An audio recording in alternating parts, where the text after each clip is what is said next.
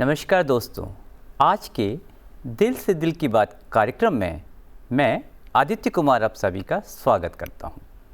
दोस्तों, आज का समय कंपटीशन का समय है और ऐसे में स्टूडेंट्स पे परीक्षा में अव्वल आने का तनाव हमेशा बना रहता है। इसीलिए आज इन्हीं सब बातों पे चर्चा करने के लिए हमारे बीच 3 मेहमान और एक स्टूडेंट भी मौजूद हैं। आइए आपका उनसे परिचय करा देते हैं। हमारे पहले एक्सपर्ट हैं डॉक्टर वैभव पाटिल। डॉक्टर वैभव पाटिल एसोसिएट प्रोफेसर हैं एम्स नई दिल्ली में। आपका वेलकम है डॉक्टर साहब। हमारे दूसरे एक्सपर्ट हैं डॉक्टर जगदीश पांडे। डॉक्टर जगदीश पांडे जाने माने एजुकेशनिस्ट हैं और आपका भी वेलकम है जगदीश जी। और हमारे तीसरे मेहमान हैं homeopathy doctor doctor KD. Tiwari. आप हमारे साथ जूम से जुड़ेंगे, आपका भी वेलकम है। इसके साथ ही मैं मानविक का भी वेलकम करना चाहूँगा और मानविक भी अपने जो स्ट्रेस से रिलेटेड है, स्टूडेंट्स में जो स्ट्रेस होता है वो सवाल हमारे एक्सपर्ट से पूछेंगे।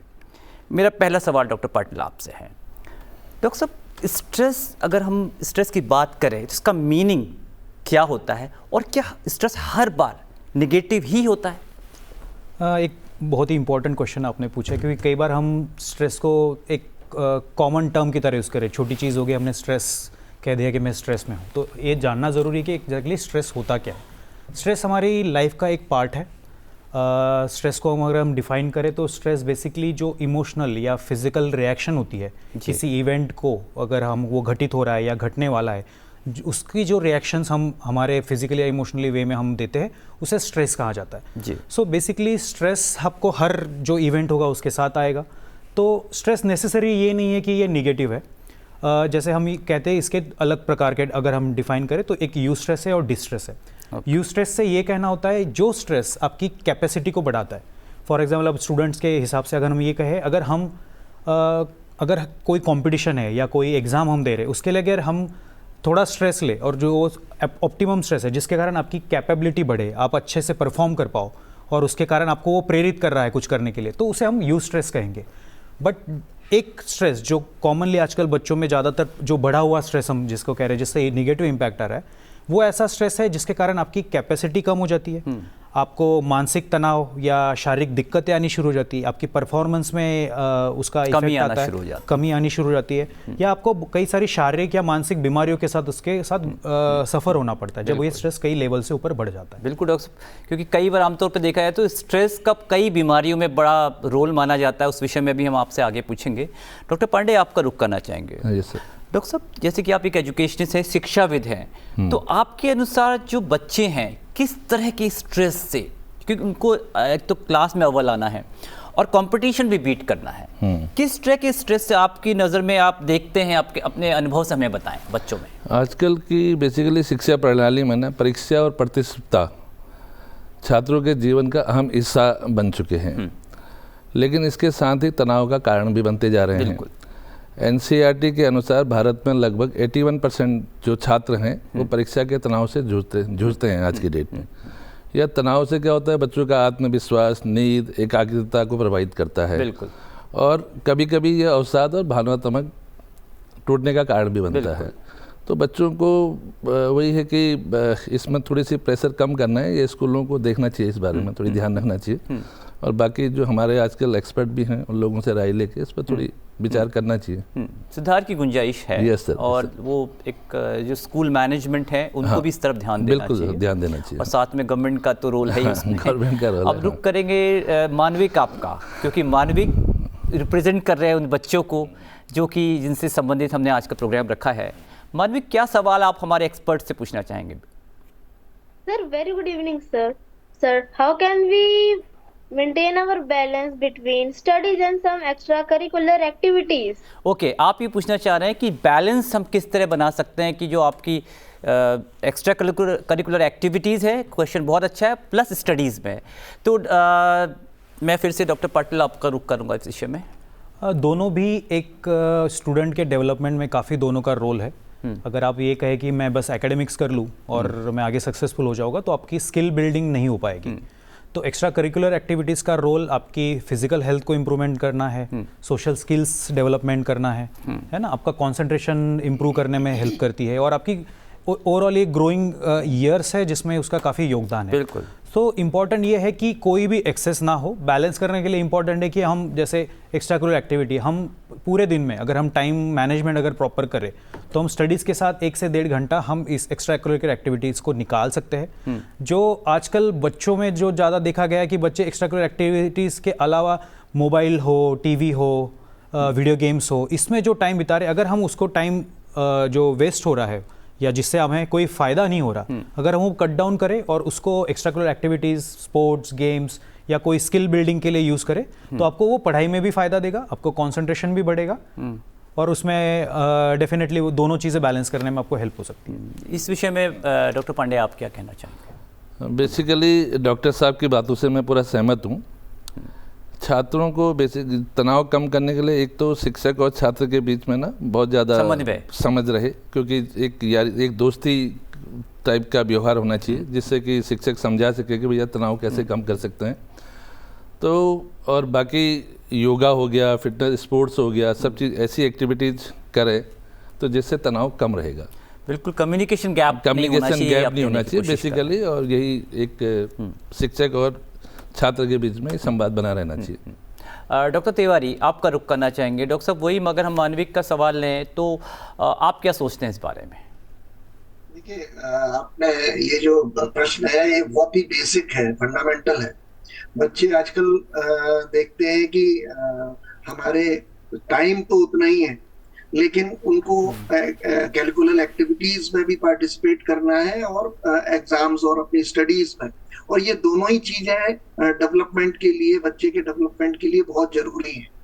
तो ऐसा कुछ किया जाए कि जैसे फॉर एग्जाम्पल अभी जैसे डॉक्टर साहब ने बताया कि मोबाइल का जो यूज है, जो हम मोबाइल गेम जिसमें केवल आपका एक ही जगह बैठ के आप मोबाइल देख रहे हैं या कर रहे हैं, गेम खेल रहे हैं, उसके बजाय बाहर अपनी एक्टिविटीज को बढ़ाएं और उसको हम यूज करें अपने कैरिकुलर एक्टिविटीज के टाइम के लिए, और रेस्ट ऑफ द टाइम हम अपना मैनेज करें पढ़ाई के लिए, जिससे कंसंट्रेशन बढ़े और रिलैक्सेशन हो।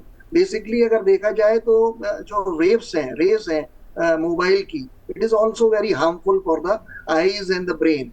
तो इसमें हमको ये उनको मैनेज करना है या उनको गाइड करना है कि please stop minimize the use of mobile and this time you can use as a curricular activities।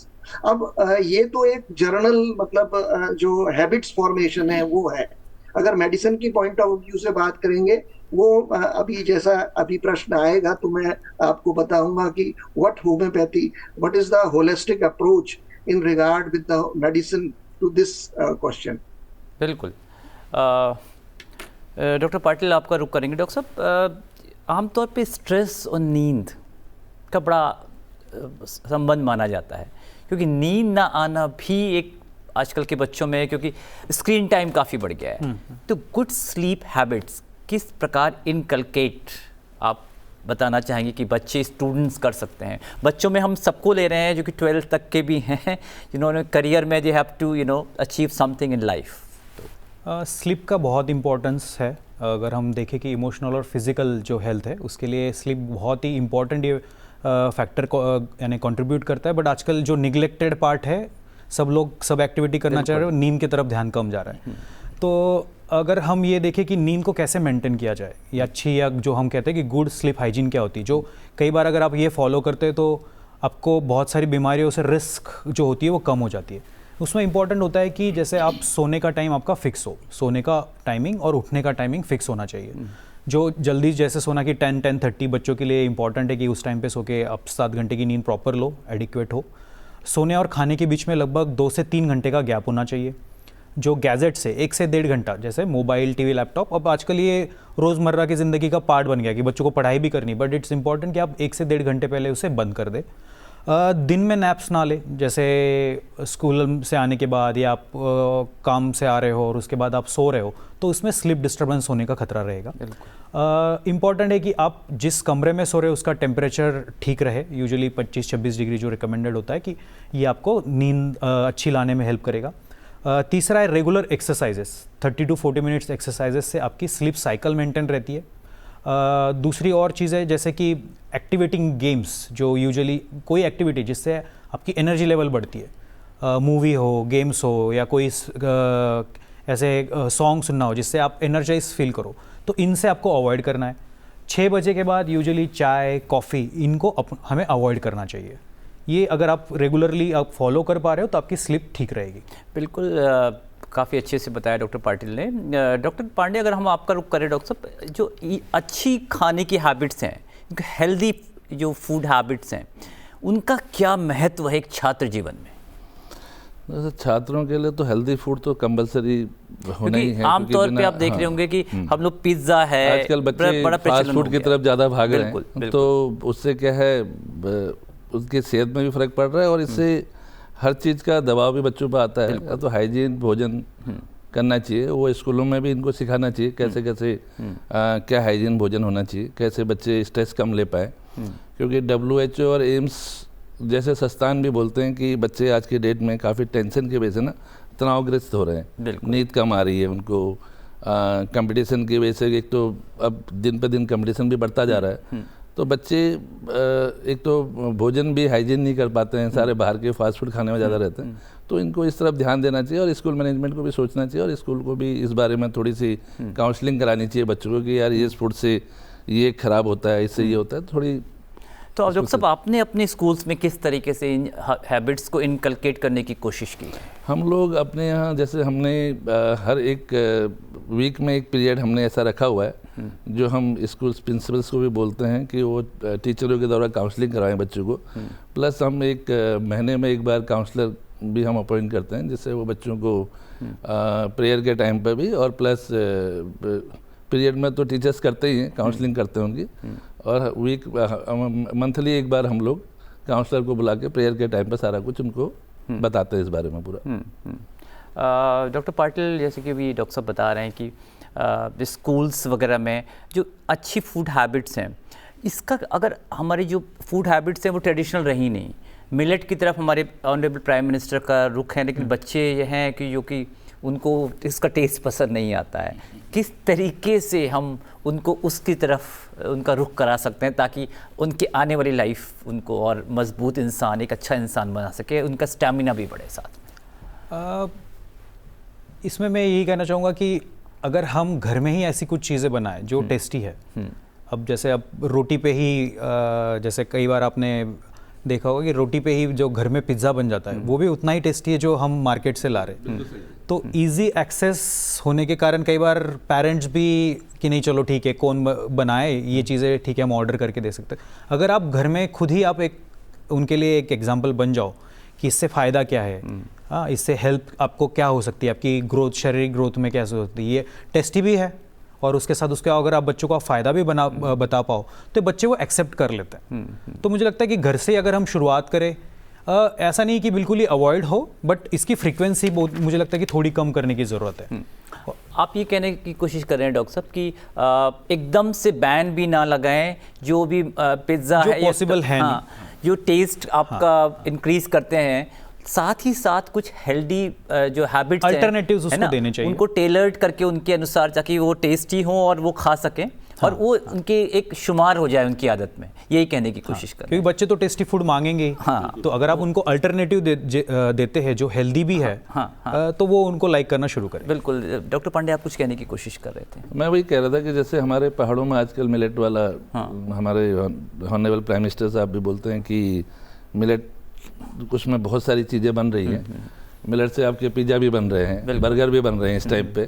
तो बच्चों को हम धीरे धीरे डॉक्टर साहब से ही कह रहे हैं कि हम घर में यदि ये आदत डालें ना कि थोड़ी सी इस टाइप का खाना बनाएंगे तो बच्चे धीरे धीरे मेरे ख्याल से पसंद भी करेंगे, और टेस्टी होगा तो, और धीरे धीरे ये फास्ट फूड खाना कम करेंगे। फिर वो उनके संग ज़बरदस्ती करने की जरूरत नहीं पड़ेगी। हाँ, फिर ज़बरदस्ती करने की जरूरत नहीं पड़ेगी, वो स्वेच्छा से खाएंगे। बिल्कुल बिल्कुल स्वेच्छा। डॉक्टर तिवारी, आपका रुख करें। डॉक्टर साहब, आपके क्या विचार है इस विषय में, जो कि हम अभी स्लीप हाइजीन की डॉक्टर साहब ने बात की, डॉक्टर पांडे ने बात की, और साथ में हेल्दी फूड हैबिट्स की बात की, उस विषय में हमें बताएं, और होम्योपैथ का इसमें क्या नज़रिया है? सर, ये जो पॉइंट है बच्चों के साथ साथ मैं तो कहूँगा कि ये मैं जो बता रहा हूँ ये वेरी इंपॉर्टेंट फॉर द अपने यूथ के लिए भी है। देखिए क्या है कि प्रभु ने जो व्यवस्था हमारे शरीर के लिए बनाई है उसमें रात और दिन का विशेष महत्व है, मतलब अंधेरा और उजाला। तो अंधेरे में एक हमारे बॉडी से पिनियल ग्लैंड होती है जो एक हार्मोन सिक्रेट करती है, मेलेटोनिन।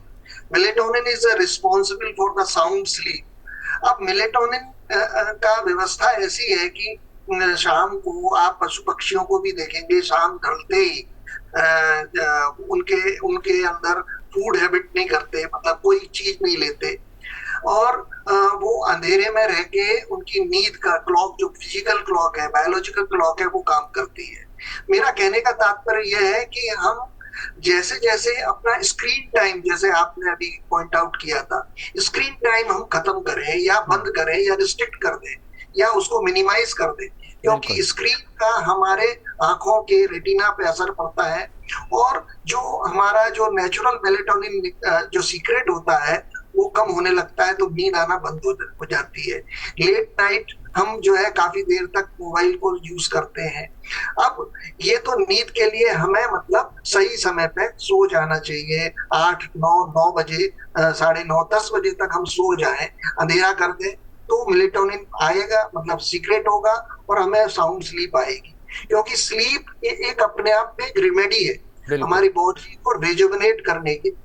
अब आती है बात, जैसे फॉर एग्जांपल हम बात कर रहे थे मिलेट्स और आजकल का अगर डिफरेंशिएशन करें तो आप ये देखेंगे कि maida is very dangerous for the human body, और बच्चों के लिए तो विशेष करके।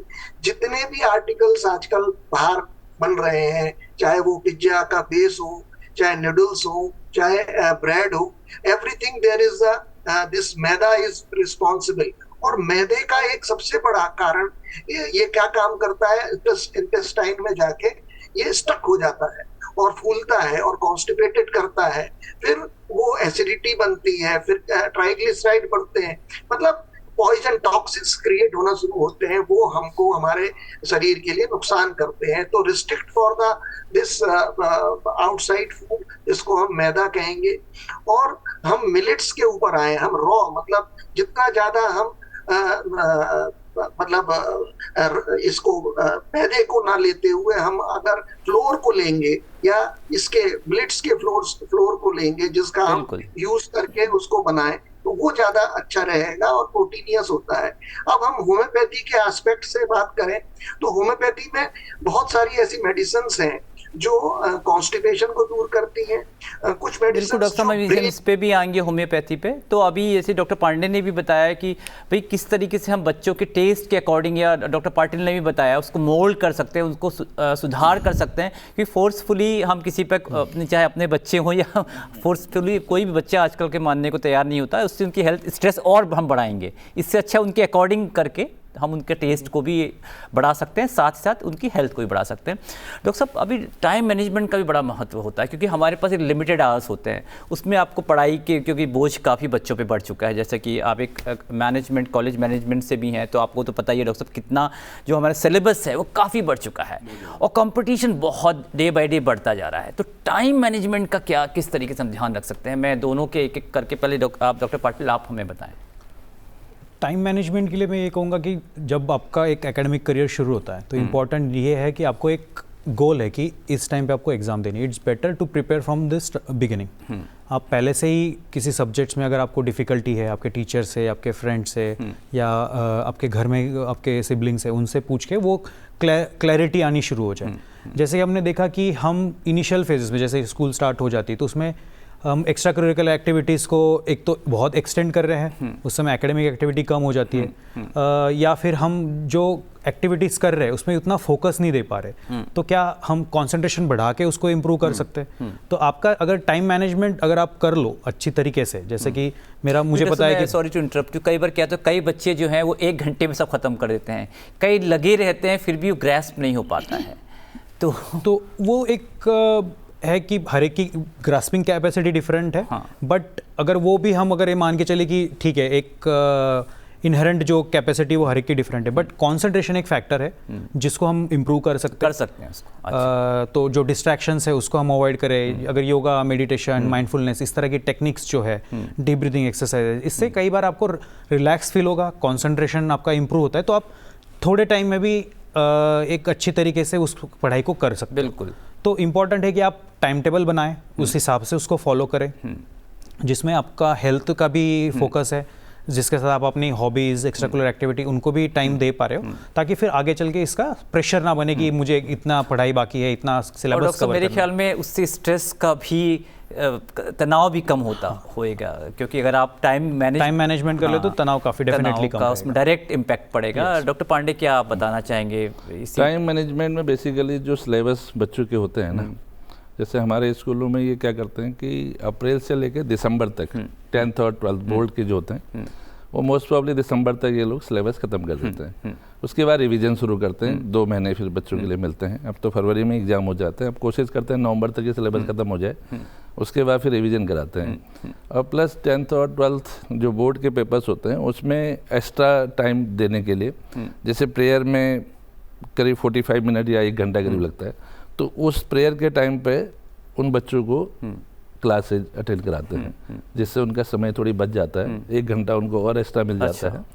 तो इस टाइप की कराते हैं। और एक्टिविटी जैसे स्पोर्ट्स वगैरह उस टाइम पे बंद करा देता है उनका 3-4 महीने के लिए, ताकि वो पूरा हो जाए, ताकि वो सिलेबस पूरा हो जाए और बच्चों को समय मिल पाए मैक्सिमम तैयारी करने में।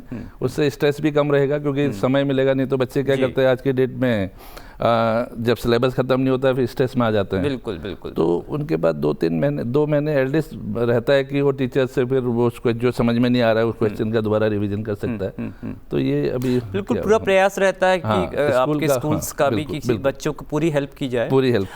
अंत में मैं दोनों से एक लाइन में अपना संदेश को देना चाहें जो स्ट्रेस को दूर करने का, तो डॉक्टर पाटिल। स्ट्रेस के लिए मैं इम्पोर्टेंट है कि उसको बिल्ड ना होने के लिए पहले हमें फोकस करना होगा। जैसे prevention aspect is more important than कि ट्रीटमेंट हो। तो प्रिवेंशन के लिए मैं यही कहूँगा कि इम्पोर्टेंट है कि आप हेल्दी खाना खाएं, नींद पे फोकस करें, अपने एक्स्ट्रा करिकुलर एक्टिविटीज उसको भी अपने लाइफ का पार्ट बनाएं, रेगुलर जैसे एक्सरसाइज हो, पीयर ग्रुप में इन्वॉल्व होना है, सोशल स्किल डेवलपमेंट करना है, अपने फैमिली के साथ टाइम स्पेंड करना है, हॉबीज़ के साथ आप थोड़ा टाइम स्पेंड करिए, जिससे जस्ट आपका ये नहीं कि ये स्ट्रेस कम करेगा, बट आपको जो आप प्रोडक्टिविटी बढ़ाती है, आपकी कॉन्सेंट्रेशन बढ़ाती है, जो आपको आपकी एजुकेशनल ग्रोथ में भी फायदा करने वाला है। डॉक्टर पांडे, कम शब्दों में इसमें यही है कि जैसे बच्चे ना सबसे पहले अपने पेरेंट्स से एज ए फ्रेंडशिप टाइप का या उसमें रहे, और शिक्षक के साथ भी उसी हिसाब से अपनी बिल्कुल तो रहेंगे, तो उससे क्या होगा कि वो कोई भी चीज़ बच्चा उसको जो भी है वो स्पष्ट तरीकों में बोलेगा, नहीं तो वो अंदर अंदर दिल में स्ट्रेस नहीं लेगा। तो खुले विचारों से बात करेगा तो उसको स्ट्रेस भी कम होगा, और अपना हेल्दी फूड खाएगा, अपना थोड़ी योगा करे, अपना नींद पूरी ले रहे। बहुत अच्छे से डॉक्टर पाटिल ने बताया कि स्ट्रेस तो हम पनपने ना दें, बिल्कुल तो वो बेहतर रहेगा। डॉक्टर साहब ने बहुत अच्छा बताया। डॉक्टर तिवारी, आपका रुख करेंगे। डॉक्टर साहब, आप हमें कम शब्दों में अपना संदेश भी दे दें आप स्ट्रेस को दूर करने के लिए।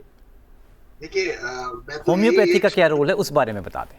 हाँ, मैं तो एक ही शब्दों में पहले ये कोट करूंगा कि early to bed early to rise. दूसरा, अब हम आते हैं होम्योपैथी में, कुछ मेडिसिन ऐसी हैं अगर एक जनरल वे में भी बच्चे लें तो उनका कंसंट्रेशन भी बढ़ेगा, रिलैक्सेशन होगा और ब्रेन फैगिंग नहीं होगी, कंफ्यूज नहीं रहेंगे। तो सबसे पहले मेडिसिन मैं बताऊंगा Kali phos, KALI, Kali phos 6x potency की।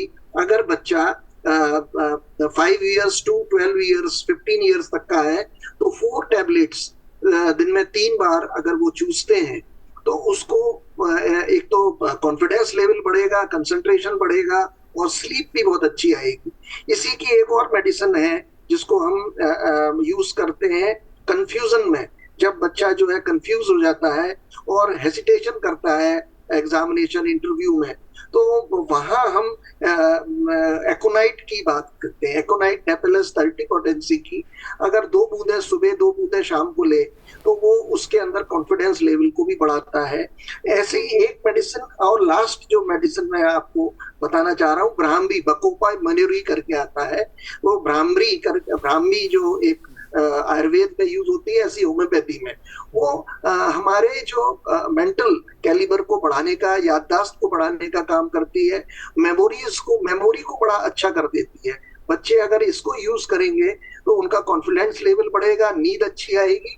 तो मेरा यही है, पानी खूब पिए और अपने स्ट्रेस को ना आने दें। बिल्कुल Thank you, बिल्कुल बिल्कुल डॉक्टर साहब, एक तुमने प्रिवेंटिव एस्पेक्ट पे भी बात कर ली, अगर ज़रूरत पड़े तो मीठी गोलियां होम्योपैथी से भी मदद मिल सकती है।